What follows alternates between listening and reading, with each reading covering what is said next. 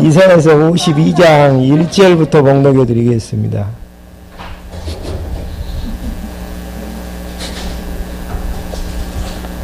이사야서 52장 1절입니다. 시온아 깨어라 깨어라 내 힘을 내어라.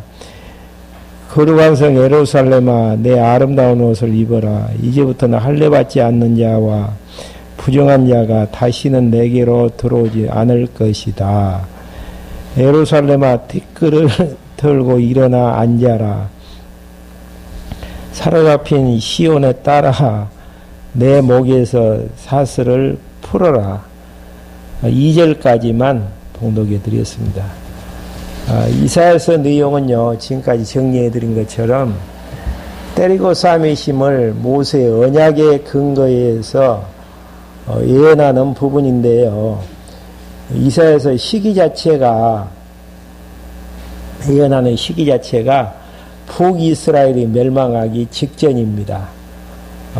근데 이제 북이스라엘이 멸망하기 직전 누구를 향해서 예언을 하게 되냐면은 유다를 향해서 예언을 하게 되어지는데요.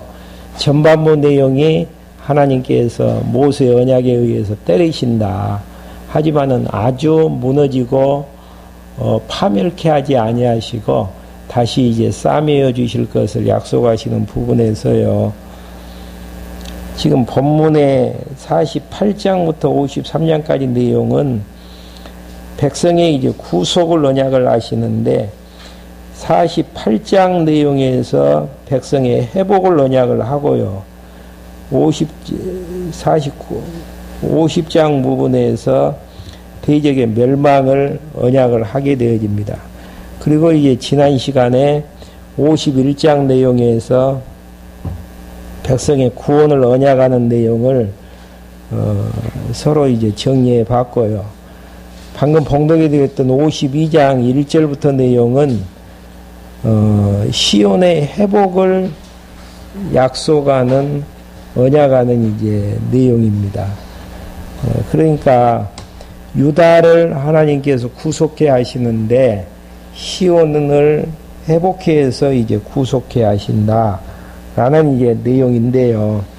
거기에 따르는 근거는 지금까지 이제 많이 찾아봤듯이 레위기서 26장 3절부터 13절, 신명기서 30장 1절부터 10절, 32장 40절부터 43절, 그리고 이제 다윗에게 언약했던 사무엘하 7장 8절부터 17절의 근거에서 시온을 회복할 것에 대한 언약을 하시는 이제 장면입니다. 이렇게 이제 시온을 회복하는 이유에 대해서 52장 1절부터 6절까지 이제 나와져 있는데요. 백성을 이제 속량하시는 이유가 무엇인가? 여호와의 이름을 알게 하시기 위해서 예언하는 부분들입니다. 여호와의 이름을 알게 하기 위한. 어떻게 이제 여호와의 이름을 알게 하시는가? 모세와 언약했고 이사야 선지자와 예언했던 내용에 의해서 역사를 섭리해 가심으로 하나님이 약속대로 이루시는 여호와 되심을 백성을 속량케 하셔서 그렇게 이제 하신다라는 거. 먼저 이제 좀 분해를 하게 되어지면은요, 1절부터 2절까지는 이방 침입이 없음을 언약하고 바벨론에서 벗어나기 위해 일어나라고 선포하는 부분입니다. 방금 봉독해 드렸던 내용입니다. 시온아 깨어라 깨어라 내 힘을 내어라. 거룩한 성 예루살렘아 내 아름다운 옷을 입어라. 이제부터는 할례받지 않는 자와 부정한 자가 다시는 내게로 들어오지 않을 것이다. 예루살렘아 티끌을 털고 일어나 앉아라. 이게 티끌을 털고 일어나 앉으라는 것은 제 속에서 이제 포로된 이제 백성들을 티끌을 털고 앉으라라는 이야기죠. 사로잡힌 시온에 따라 내 목에서 사슬을 풀어라. 3절부터 4절까지는요, 백성이 속량할 것을 언약하시며 과거사를 언급하시는 여호와의 말씀입니다. 과거사라는 것은 애굽에서 이제 400년 동안 종살이 했던 과거, 그 다음에 북쪽 이스라엘 백성들이 아수르에게 멸망을 당하는 사건을 의중에 들어서 이제 하시는 이야기죠. 3절 한번 봐보시죠. 여호와께서 이같이 말씀하시기를 너희는 갑옷이 팔렸으니 돈 없이 속량될 것이다 하셨다. 주 여호와께서 이같이 말씀하시기를 내 백성이 이전에 이집트에 내려가서 거기서 거류하였고 400년 동안 너희로 이제 거류하였죠. 후에 아랍인들이 이유 없이 그들을 억압하였다 하셨다. 그리고 이제 5절부터 6절까지는 바벨론, 이스라엘과 바벨론 족속이 여호와의 이름을 알 것이다라는 이야기죠. 그러니까 포로에 잡혀갔다가 다시 돌아오게 되어지는 시온의 회복을 통해서 여호와이심을 알게 하시려는. 그러니까 계속 이제 구약 성경을 통해서 확인해 드리는 바지만은 왜 언약하고 언약대로 성취하시는가? 또 언약하신 다음에 왜 그렇게 되어진다라고, 그렇게 되어질 것이다라고 예언하고 예언대로 성취하시는가? 그 이유는 단 한 가지. 하나님이 여호와이심을 알게 하시는 것. 하나님이 여호와이심을 알게 하시려는 목적이 뭡니까? 내용은 여호와는 살아계시고 살아계신 여호와 하나님은 5대 속성을 가지고 계신 그분이심을 계시하시려는, 이게 이제 근본 목적이죠. 한번 확인 한번 해보시죠.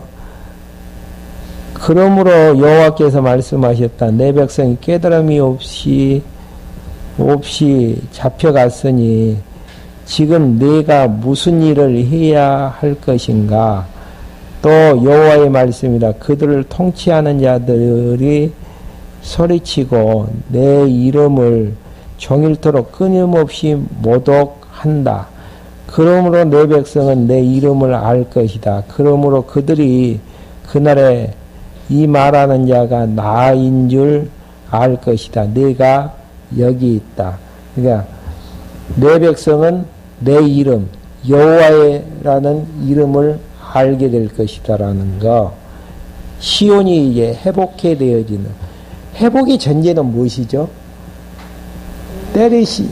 때리시는 멸망, 포로, 완전히 이제 시온을 비게 만드시는 하나님의 섭리, 대적들이 이제 와서 무너뜨리고 포로 잡혀가게 하는 이런 이제 섭리를 통해서 그렇게 이제 하시는 이유는, 그러니까 성경을 봐나갈 때는요, 때리심만 봐서는 안 되어집니다. 이사야서를 시작할 때에도 말씀해 드렸지만은, 때리심만 보면은 죄지었으니까 하나님께서 때리신다.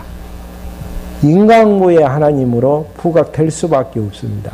근데 인간고의 하나님이 아니시고, 하나님이 여호와 되심을 알게 하기 위해서 하시는데, 가나안 땅 들어가기 전부터 이미 모세 오경을 통해서 가나안 땅 들어가면 범죄하고 이방 족속에게 무너진다, 망하게 되어진다.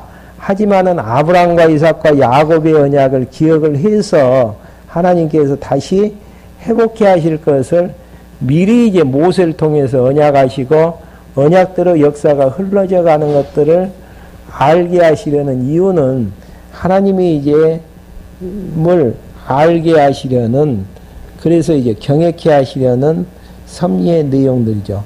그래서 이제 그러므로 그들이 그 날에 이 말하는 자가 나인 줄을 알 것이다. 그날이 언제죠? 시온이 회복되어지는, 포로에서 돌아오게 되어지는 그날 나인 줄을 알 것이다는, 내가 여기 있다라는 거. 그 다음에 7절부터 10절까지 내용은 시온 회복에 대한 노래를 들으라며 노래하라고 증언하는 부분입니다. 구속되어졌다가 70년 만에 돌아와서 시온 땅을 차지하게 되어졌을 때 얼마나 기쁘고 즐겁겠습니까? 회복의 노래를 들으며 노래하라고 이제 증언하는 부분들입니다. 7절부터 8절까지는 시온의 회복이 되는 노래를 들으라고 노래하는 까닭에 대해서 7절, 8절 노래하는 까닭을 이야기하죠. 좋은 소식을 전하고 평화를 공포하며 복된 좋은 소식을 전하고 구원을 공포하며 시온을 향하여 말하기를 내 하나님께서 통치하시다. 찬양의 내용이 무엇이죠? 내 하나님께서 통치하신다. 예, 언약하신 하나님께서 언약대로 이루어 주시는, 회복해 주시는 내용을 통해서 보여주시는 것은 근본적인 이제 그 목적은 여호와이심을 계시하지만은 그 안에 이제 구체적인 내용 속에서 내 하나님께서 통치하신다 하는 자의 통치하신다 하는 자의 산을 넘는 발이 어찌 그리 아름다운가. 파수꾼들의 소리이다. 그들이 소리를 높여 함께 기쁨으로 노래하니 여호와께서 시온으로 돌아오실 때에 그들이 눈으로 직접 볼 것이기 때문이다. 그러니까 여호와 하나님께서 역사를 섭리하시는 것들을 직접 보게 된다라는 거. 가나안 땅 들어가셨을 때는 보이지 않던 하나님께서 70년 포로에서 잡혀갔다가 다시 돌아오게 되어졌을 때에 하나님이 하시는 것들을 봐나가는 이제 섭리. 그러니까 중요한 부분은요, 우리의 눈 시각 교정이 참 필요하죠. 시각 교정이라는 것은 보이는 것을 보는 것에 익숙한 눈을 가지고 있단 말입니다. 보이는 게 형상을 가진 물체, 사람 여기에 이제 익숙한 눈을 가지고 있는데 포로에서 돌아오게 되어졌을 때 시온이 회복해지는 이런 사건들을 통해서 누구를 직접 본다라는 이야기죠. 여호와께서 시온으로 돌아오실 때 그들이 눈으로 직접 볼 수 있다라는 이야기. 보이지 않는 하나님을 보는 눈을 갖기 위해서 무엇을 해야 되는가? 공부해야 된다는 이야기죠.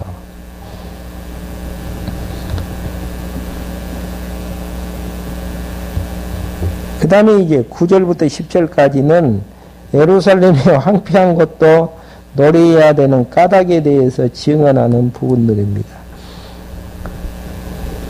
9절입니다. 너희 예루살렘의 황폐한 것들아 큰 소리를 내어 함께 노래하여라. 이는 여호와께서 자기 백성을 위로하였고 예루살렘을 구속하였기 때문이다.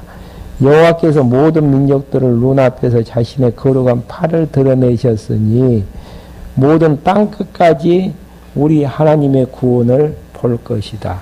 회복되어지는 것을 구원으로 이제 구원의 성격으로 이제 표현을 하면 회복의 성격으로 표현을 하면서 구원을 이제 이야기하게 되어지는. 그러면서 이제 11절부터 15절까지는요. 백성의 기양과 고레스에 의해 모두 놀랄 것을 예언하는 부분들입니다. 먼저 이제 좀 분해를 하게 되어지면은 백성들에게 바벨론에서 나오라고 하면서 평안이 나오게 될 것을 예언하는 부분들입니다. 그러니까 포로로 잡혀갔는데 포로에서 나오라고 한다 그래서 나온다는 것은 참 쉬운 방법은 아니잖아요.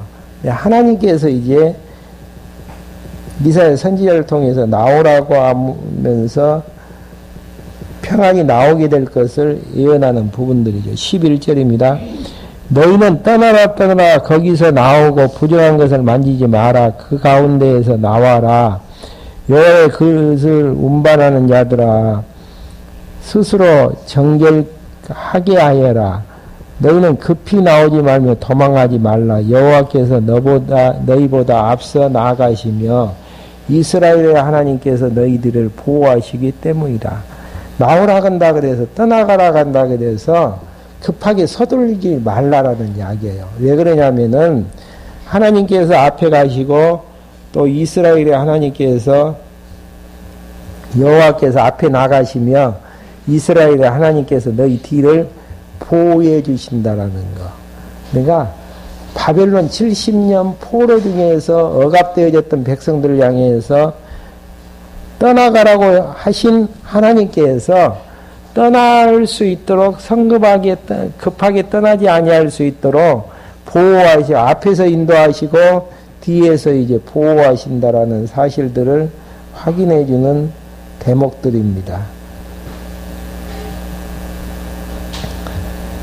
그 이제 근거는요, 모세의 언약이라고 했는데, 신명기서 30장 3절부터 5절 이제 확인해 보시고요. 또, 사무엘하 7장 16절 확인해 보시면은 이제 근거가 이제 나와져 있고요. 예언이 나와져 있고, 실제로 에스라서 1장, 2장에 보면은 이 내용에 대한 성취가 나와지는 부분들입니다. 예. 신명기서 내용에서 예언을 하시고, 지금 이사야 시대 때에 언약하시고, 이사야 시대 때에 예언하시고, 에스라 시대 때에 1장, 2장에서 고레스 왕에 의해서 실제로 돌아가라고 명령했을 때에 아무 거리낌 없이 시온이 회복되어지는 장면들이죠. 그 다음에 이제 13절부터 15절까지는 고레스는 존귀하게 되어지고 무리와 열방과 열왕이 놀라게 될 것을 언약하시는 부분들입니다. 보아라 내 종이 지혜롭게 행할 것이니. 내 종이 누구죠? 바벨론을 멸하기 위해서 세우신 바사왕 고레스죠. 그러니까 내 종이라는 이야기는 하나님의 종이라는 의미인데 하나님의 뜻을 추구하는 그런 이제 바사왕 고레스가 지혜스럽게 행할 것이니 받들어 소리 높여 들리며 존귀하게 될 것이다. 그의 모양은 타인보다 상하였고 고레스의 모습이 그런다라는 이야기죠. 그의 용모는 사람의 아들들보다 더 상하였으므로 많은 사람들이 그를 보고 놀랐으니 이제 그가 많은 민족들 놀라게 할 것이니 왕들이 그로 말미암아 놀라 입을 다물고 그들에게서 알려주지 않았던 것들을 그들이 볼 것이며 들어보지 못한 것들을 깨달을 것이다. 바벨론만 대국으로 생각을 했었는데 보잘것없는 고레스를 하나님의 종으로 이제 사용을 해서 세계를 이제 제패하게 될 것에 대한 그래서 이제 그러한 모든 것들을 많은 민족들이 보면서 놀라게 되어지는 실제로 이제 메디아 파사로 성경에서 나와지고요. 세계사에서는 뭘로 나와지죠? 페르시아. 예. 실존의 이제 나라거든요. 바벨론 이후 이제 페르시아가 등극을 하게 되어지고 헬라에 의해서 이제 무너질 때까지 세계를 이제 놀라게 할 것에 대한 예언의 부분들입니다. 이게 이제 시온을 회복을 이제 언약하는 부분들이죠. 그러면 이제 여기서 한 가지 한 템포 좀 정리해야 될 부분은요. 시온의 회복을 공부해야 될 이유가 뭡니까? 우리하고 어떤 연관관계가 있간데?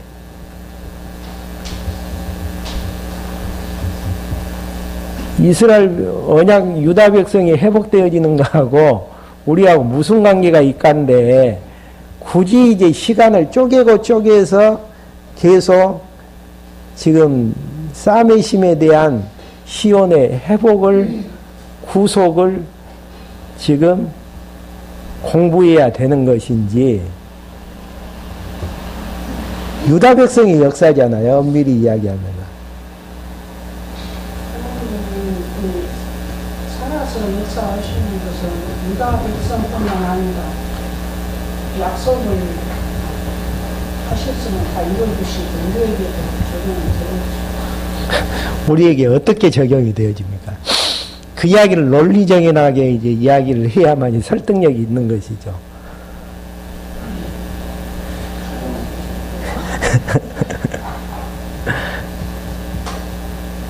지금 구약의 역사는 다 모형적인 역사예요. 시온이 회복되어진다라는 이야기는 결국 뭐가 실제로 그리스도의 나라의 회복에 대한 부분들을 지금 이야기하는 내용들이죠. 그래서 이제 뒤에 바로 연결되어지는 부분이 속죄할 메시아를 언약하게 되어지는, 모형적인 언약뿐 아니고 또 이제 속죄할 영혼이, 그러니까 구약의 모든 사람들이 누굴 바라보면서 모형적으로 구원을 얻게 되어지죠? 그리스도를, 오실 그리스도를 바라보면서 구원을 얻게 되어지고, 신약을 사는 우리들은 오신 메시아를 바라보면서 예수 그리스도로 말미암아서 믿음으로 구원을 얻게 되어지는 이런 이제 부분들인데요. 지금 모형적인 내용들이 언약대로 성취되어졌다라는 이야기는 그리스도에 대한 언약이 바로 이제 성취되어진다라는, 모형으로 이제 이루어졌던 부분들이 실제적으로 이루어진다라는 확증을 보여주시는 내용들이죠. 그래서 53장 내용에서 지금 취급해야 될 부분은 속죄할 메시아를 언약하는, 영원히 이제 속죄할 메시아를 언약하는 부분들이 53장에 이제 담겨져 있습니다. 그러니까 아까 이제 시온이 회복되어진 걸 통해서 유다의 이제 구속을 논하게 되어지는데, 유다의 구속을 논하게 되어지는 것은 모형적인 구속이고요. 실제로 예수 그리스도를 통해서 영원한 이제 구속이 이루어질 것에 대한 언약이면서도 또 성취가 되어진 걸 통해서 확증이기도 하죠. 뒷받침할 수 있는 이런 이제 부분들을 통해 신약에서는 예수님이 구약에 대한 그리스도이시고, 또 예수가 그리스도이심을 통해서 하나님이 여호와 되심을 알게 하시려는 이런 이제 구도 속에서 되어지는데요. 진짜 이제 그러는지 안 그러는지 53장 내용에서 속죄할 메시아가 2000년 전에 오셨던 예수님인지 아닌지를 확인하는 작업들이 참 필요하잖아요. 그래서 한번 본문을 통해서 신약 성경을 확인을 하는 것을 통해 한번 증명을 할 수 있도록 하겠습니다. 먼저 이제 53장 1절부터 3절까지는 천하게 자라날 메시아가 버림을 당하게 된다고 예언하는 부분입니다. 그러니까 메시아가 이 땅에 오기 700년 전에 오실 메시아는 반드시 어떻게 되어지든가 버림을 당하게 되어지다. 버림을 당하지 않는다면은 구약에 약속된 메시아가 될 수가 없잖아요. 그러는지 안 그러는지 확인 한번 할 수 있도록 하겠습니다. 우리가 전하는 것을 누가 믿었느냐? 여호와의 말이 누구에게 나타났느냐? 그러니까 이사야 선지자를 비롯해서 많은 선지자들이 전한 여호와의 말씀을 불신을 했다라는 이야기죠. 믿지 아니함을 이야기하는데, 이 내용을 이제 요한복음에서 인용을 하게 되어지죠. 한번 요한복음 12장 37절부터 38절 한번 읽고 넘어가 보죠.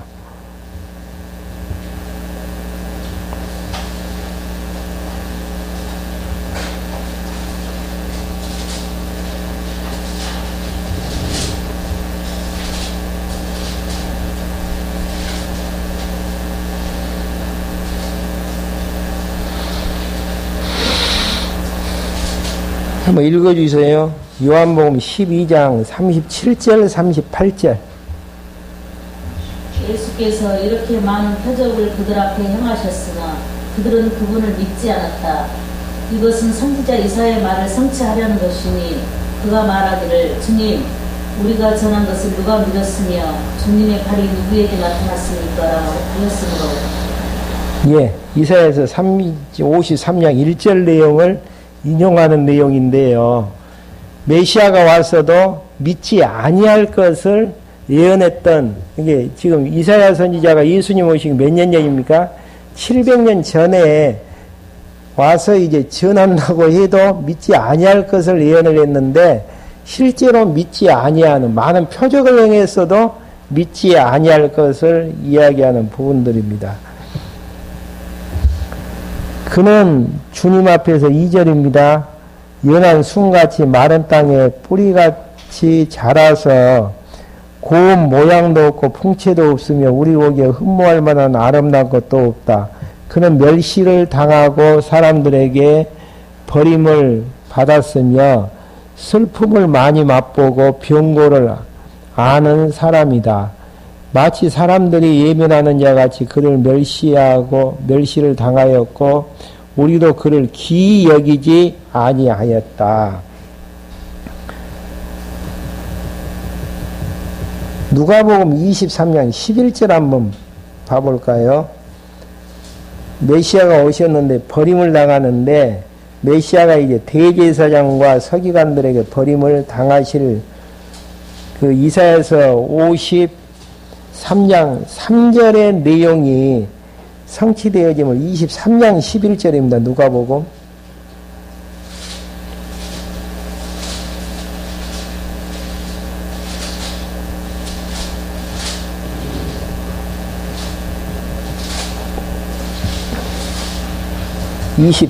누가복음 23장 11절 한번.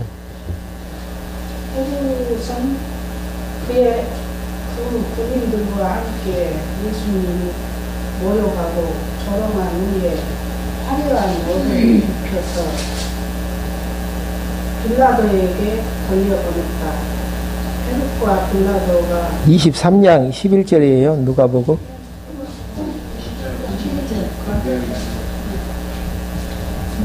헤롯과 빌라도가 이전에는 그러면 마가복음 9장 12절부터 13절요.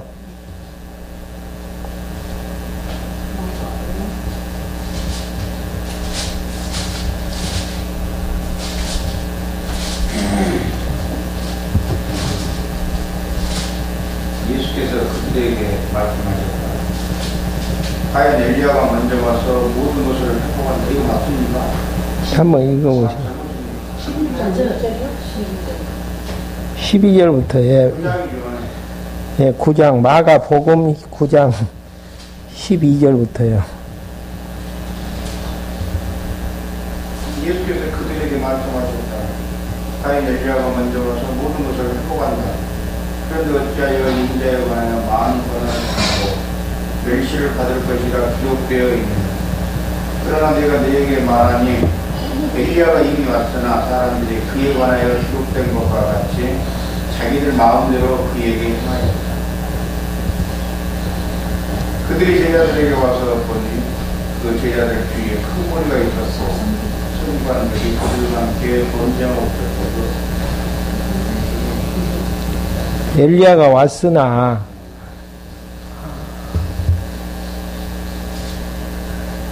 알지를 못했다라는. 그리고 이제 조금 버림을 당했던 부분들은 그 외에도 이제 많이 나와진 성경에 보면은 나아진 부분들이 있습니다. 한번 이제 더 구체적으로 더 이제 찾을 수 있도록 한번 해보고요. 4절부터 9절까지 내용에서는 제약을 담당하신 메시아가 죽어서 묻힐 것을 예언을 하게 되어지는데요. 먼저 4절부터 6절까지는 제약을 메시아에게 담당하도록 하신 것을 예언하는 부분들인데요. 먼저 이제 4절부터 한번 봐보시죠. 참으로 그는 우리의 병고를 지고 우리의 슬픔을 당하였으나 우리는 그가 징벌을 받고 하나님께 맞으며 고난을 당한다고 생각을 하였다. 그가 찔림은 우리의 허물 때문이며 그가 상처를 받은 것은 우리의 죄악 때문이다. 그가 징별을 받음으로 우리가 평화를 누리고 그가 책찍에 맞음으로 우리가 고침을 받았다. 우리가 모두 양같이 방황하여 각기 제 길로 갔으나 여호와께서는 우리의 모든 죄를 그에게 넘겨 씌우셨다. 지금 4절 내용을 우리의 이제 병고나 슬픔을 대신 이제 당하는 기절을 이제 이사야서 53장 4절 말씀을 인용하는 부분이 마태복음 8장 17절에 보면은 나와져 있습니다. 한번 확인 한번 하고 넘어가 보죠.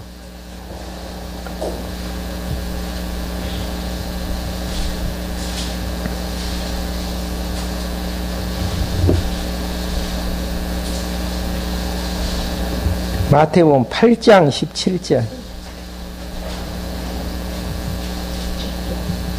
이는 선지자 이사야를 통하여 하신 말씀을 성취하시려는 것이니 말씀하시기를 그분께서 먼저 우리의 연약함을 펴맡으시고 우리의 질병을 짊어지셨다 하였다.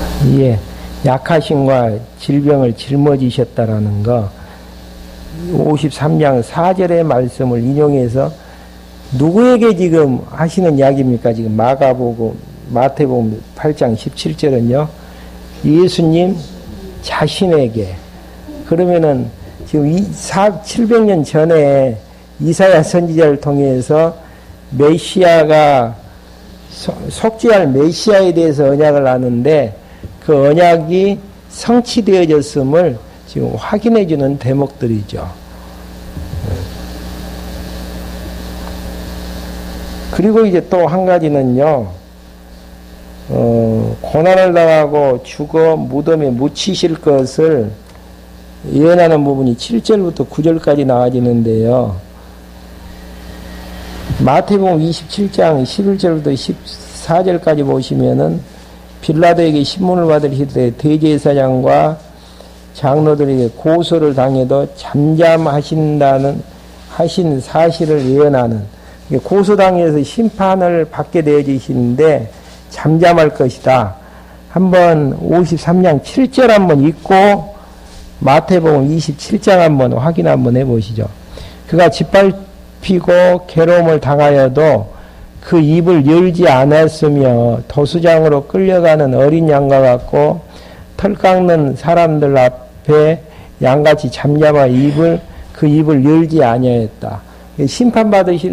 재판을 받으실 때 입을 열지 아니하는 그 장면이 마태복음 27장 11절부터 14절 한번 확인해 보죠. 진짜 구약에 약속된 이사야가 증거한 메시아가 예수님이시다면은 입을 열지 않는 것이 당연하죠.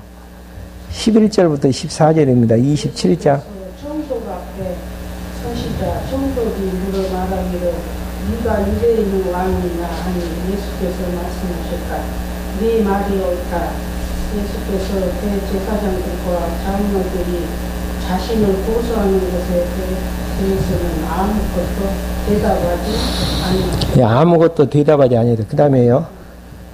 그때에 빌라도가 그분께 말하기를 저들이 너에 대하여 얼마나 많이 불리우게 증인하는지 듣지 못하느냐 하였으나 예수께서 그들에게 단 한마디도 대답하지 않으시니 총독이 매우 놀랐다. 예수께서 단 한마디도 대답지 아니하셨다라는 거. 그러면은 2000년 전에 이 땅에 오셨던 예수님께서 700년 이사야 선지자 700년 후에 오셨던 예수님이 지금 이사야서 53장이 증거하는 속죄를 이루실 메시아이심이 너무 이제 분명하죠. 그 다음에 이제 8절 내용, 그가 잡혀가 감금을 당하고 재판을 받았으니 그 세대 중에 누가 생각하기를 그가 산자의 땅에서 끊어지면 마땅히 형벌받을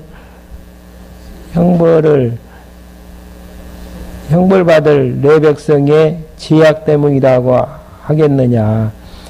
그는 폭력을 행한 적이 없으며 그 입에 거짓이 없었으나 그의 무덤은 악인들과 함께 있었고, 악인들과 함께 있었다라는 이야기는 두 강도 사이에 예수님이 이제 죽으실 때에 양쪽에 이제 두 강도가 있었고, 또 어디에 묻히시냐면은 묘실이 부자들과 함께 있었다라는 건 부자의 묘실에 이제 매장될 것을 예언하는 부분인데, 두 강도 사이에 있었다라는 이야기는 누가복음 23장 33절 한 분이 찾아주시고요.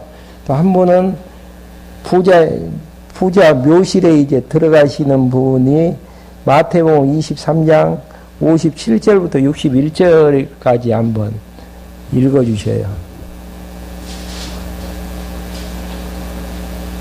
누가복음 23장 33절 먼저 한번 읽어주세요.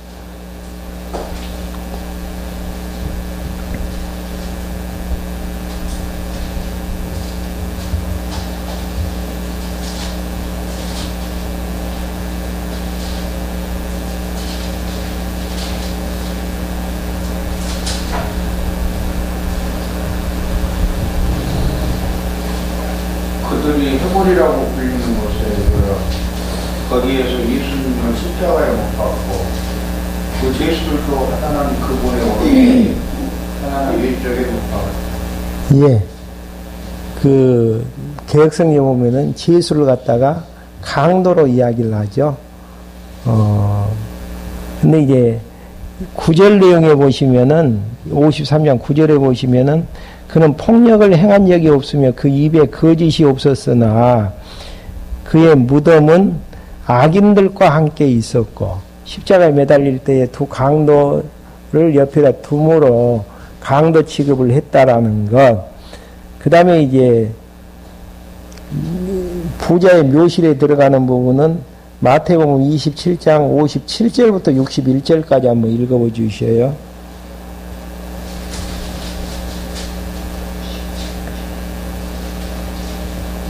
거기에 서 있던 자들 중에서 어떤 이들이 듣고 말하기를 이 사람이 엘리야를 부른다 하니 그들 중 하나가 곧 달려가서 휘면을 가져다가 27장 57절인가요? 마태복음?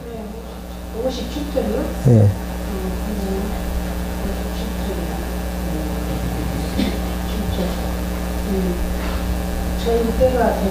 저녁 때가 되자 요셉하고 하는 아리마대 사람 부자 한 사람이 왔는데, 예, 아리마대 부자 한 사람이 왔다라는 이야기. 예. 그 역시 예수님을 제자였다.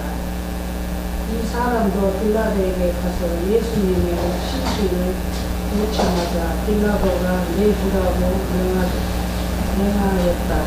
요셉이 그 신신을 가져다가 검은 상대로 싸 아이를 끌어서 만든 자신을 쓴 무덤에 눕히고 무덤 어디에 큰 돌을 불려놓고 갔다. 그러니까 부자의 묘실에 묻히게 되어지는 이런 내용들, 강도 사이에 강도 취급을 받았으며, 그 다음에 무덤 속에 부자의 묘실에 이제 들어가게 되어지는 예수님의 이제 일생들을 보면은 이사야 선지자가 속죄할 이제 메시아에 대해서 증가하게 되어지는데 예수님 자신이 그대로 이제 이루시는 장면들입니다. 그 다음에 이제 마지막으로 10절부터 12절까지 내용은요, 구주이신 메시아가 풍성한 노획물을 얻는다고 예언하는 부분들입니다. 먼저 10절 내용에서 여호와께서 메시아로 영혼을 속건제물로 드려 뜻을 성취하실 것을 예언하는 부분이 10절 내용에 나와져 있습니다. 여호와께서 그의 상처 입은 것을 기뻐하시고 고난을 당하게 하셨으니 그의 영혼을 속건제로 드릴 때에 그가 자손을 볼 것이며 그의 날들이 길 것이고 또 그 손으로 여호와의 기쁘신 뜻을 이룰 것이다. 영혼을 이제 속건제로 드리는 영원한 속죄 제사에 대한 내용이 한번 집에 가서 확인 한번 해보십시오. 히브리서 9장 11절부터 14절까지 보시면은 12절에 영원한 속죄라는 이제 용어가 있어요. 그리스도가 이제 영혼을 속건제로 이제 드리게 되어지는데 영원한 이제 속죄 제사를 드릴 것에 대한 영원한 제사를 드릴 것에 대한 내용들이죠. 그 다음에 이제 11절부터 12절까지는 제약을 담당한 메시아가 풍성한 노획물을 얻게 되어질 것을 말씀하시는 부분들입니다. 그가 자기 영혼에 수고한 것을 보고 만족할 것이니 여기서 이제 수고한 것을 그렇게 이제 번역이 되어 있는데요. 히브리서 언어에 보면 앞뒤 문맥에 의해서 바르게 해석을 한다면 고통당하는 것을 즐거워하고 영혼에 수고한 것보다도 영혼에 고통당하는 것을 즐거워하고 보고 만족할 것이니 내 의로운 종이 그의 지식으로 많은 사람을 의롭게 하며 또 그들의 죄를 친히 짊어질 것이다. 그러므로 나는 많은 사람과 함께 분깃을 그에게 나누어주고 그는 강한 자와 함께 탈취한 것을 나눌 것이다. 그가 자기 영혼을 버려 사망에 이르게 하며 범죄자들로 취급되었으나 실상은 그가 많은 사람들의 죄를 지고 범죄자를 위해 중보하였다. 중보했다라는 의미는 하늘 보좌에서 이제 택한 백성을 위해서 이제 기도했다라는 범죄자를 위해서 중보하였다. 저 성경에는 중보하였다로 나와야 돼요. 그래요? 이 성경에는 탄원했다라는 이야기는 중보라는 의미하고 비슷하죠. 대신 이제 기도해서 탄원케 되어지는 그 내용은 이제 로마서에서 8장 34절에 보시면은 대신 이제 기도했다라는 의미하고 이제 같이 맥을 같이 하는 부분들이죠. 이렇게 해서 몇 기절 이제 속죄할 메시아를 언약했던 내용들이 700년 후에 예수님으로 성취되어진 것을 통해 구약에 약속된 메시아가 누구시다? 예수님이심을 확인해주는 대목들입니다. 이 700년 후에 이제 한 가지뿐 아니고 여러 가지가 성취되어진 것들을 통해서 하나님이 약속드리시던 여호와 되심을 알게 하시는 것이고 여호와 되심을 통해 우리가 이제 정의할 수 있는 부분은 언약하고 언약대로 성취하시는 그분이 살아계셔서 역사를 섭리하지 아니하고서는 불가능한 부분들이기 때문에 살아계심에 대한 존재 증명이 가능한 부분들이고요. 언약하고 언약대로 성취하시는 과정 속에서 5대 속성이 드러나게 되어지는데 5대 속성을 증거하게 되어지는 최종적인 성경의 기록의 목적하고 부합되어지는 이런 부분들입니다. 그러니까 53장에 대한 내용만을 간략하니 띄어서 정리하다 보면은 이 부분만을 이제 보통 그 학자들은 메시아 시로 보죠. 그러지만은 이사야서 내용 자체가 때리시고 싸매신다라는 통체적인 의미를 통해서 메시아를 증가하는 부분은 예수님이 죽으셨다가 대신 죽으셨다가 다시 부활할 것에 대한 예언적인 의미를 담고 있다라는 거. 그러니까 우리는 53장의 내용만을 일반적으로는 메시아의 언약으로 봐나가는데 우리는 그 이사야서 1장부터 66장까지 모두의 내용을 통해서 메시아의 죽고 부활하심에 대한 증표로 삼아서 하나님이 여호와 되심을 알게 하시려는 섭리의 내용으로 이제 기록하고 있습니다. 그 다음에 이제 54장에 이제 백성에 대한 통치 언약이 54장부터 58장까지 나와져 있는데요. 주제를 달리하는 부분들이기 때문에 다음 시간에 이제 계속 정리할 수 있도록 하겠습니다. 질문 있으시면은 질문 받고, 없으면은 마무리 짓죠.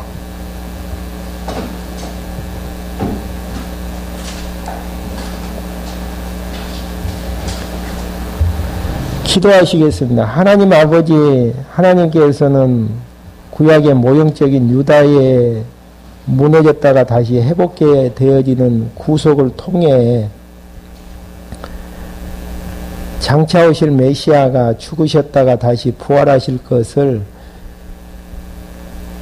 말씀해 주시는 언약의 내용의 성취로 다시 한번 저희들에게 정립해 해 주심으로 하나님이 여호와이심을 알게 해서 하나님을 여호와로 바로 알고 경외케 하시려는 하나님의 섭리의 내용이심을 다시 한번 확신케 해주심을 감사함을 드립니다. 날마다 주시는 일용할 양식의 말씀을 통해서 하나님이 여호와이시며 여호와는 살아계셔서 5대 속성을 가지고 계신 분이심을 날마다 알게 해주심으로 그 앞에서 우리의 인생을 정리하며 하나님이 왜 이 땅에 태어나게 하셔서 이 땅을 살게 하신가에 대한 세계관을 정립케 하여 주시고 그 세계관에 의해서 바르게 하나님 앞에서 인생을 정리하면서 살아나가는 저희들로 인도해 주시옵소서.